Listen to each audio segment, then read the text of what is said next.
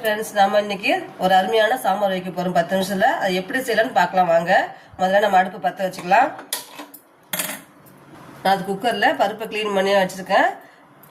வெங்காயம் போட்டுக்கலாம், பூண்டு போட்டுக்கலாம், தக்காளி போட்டுக்கலாம், பச்சை மிளகாய் போட்டுக்கலாம், கொஞ்சமா ஜீரகம் போட்டுக்கலாம், நம்ம க்ளீன் பண்ணி வச்சுக்க கத்திரிக்காய் போட்டுக்கலாம்,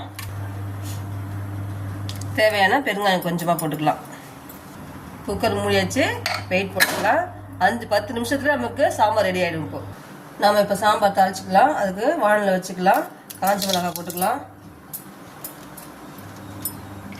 எண்ணெய் ஊற்றிக்கலாம். எண்ணெய் ஊற்றிக்கலாம், தேவையான கடுகு போட்டுக்கலாம், கருவேப்பிலை போட்டுக்கலாம். இப்போ நம்ம பருப்பு காயெல்லாம் போட்டு இப்போ ரெடியாக வச்சுருக்கோம். குக்கரில் வச்சுருந்து போட்டு ஊற்றிடலாம். தேவையான மிளகாத்தூள் போட்டுக்கலாம், தேவையான உப்பு போட்டுக்கலாம். ஓகே ஃப்ரெண்ட்ஸ், நம்மளோட சாம்பார் ரெடி ஆயிடுச்சு. ஃப்ரெண்ட்ஸ், நம்ம இன்னைக்கு ஒரு அருமையான சாம்பார் வைக்க போறோம். 10 நிமிஷத்துல அது எப்படி செய்யலாம்னு பார்க்கலாம் வாங்க. முதல்ல நம்ம அடுப்பு பற்ற வச்சுக்கலாம். நான் அது குக்கர்ல பருப்பை க்ளீன் பண்ணி வச்சிருக்கேன். வெங்காயம் போட்டுக்கலாம், பூண்டு போட்டுக்கலாம், தக்காளி போட்டுக்கலாம், பச்சை மிளகாய் போட்டுக்கலாம், கொஞ்சமா ஜீரகம் போட்டுக்கலாம், நம்ம க்ளீன் பண்ணி வச்சுக்க கத்திரிக்காய் போட்டுக்கலாம்,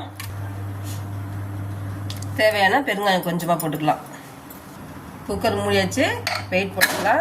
5-10 நிமிஷத்துல நமக்கு சாம்பார் ரெடி ஆகிடும். இப்போ நாம் இப்போ சாம்பார் தாளிச்சிக்கலாம். அதுக்கு வானலில் வச்சுக்கலாம். காஞ்ச மிளகாய் போட்டுக்கலாம், எண்ணெய் ஊற்றிக்கலாம். எண்ணெய் ஊற்றிக்கலாம், தேவையான கடுகு போட்டுக்கலாம், கருவேப்பிலை போட்டுக்கலாம். இப்போ நம்ம பருப்பு காயெல்லாம் போட்டு இப்போ ரெடியாக வச்சுருக்கோம். குக்கரில் வச்சுருந்து போட்டு ஊற்றிடலாம். தேவையான மிளகாத்தூள் போட்டுக்கலாம், தேவையான உப்பு போட்டுக்கலாம். ஓகே ஃப்ரெண்ட்ஸ், நம்மளோட சாம்பார் ரெடி.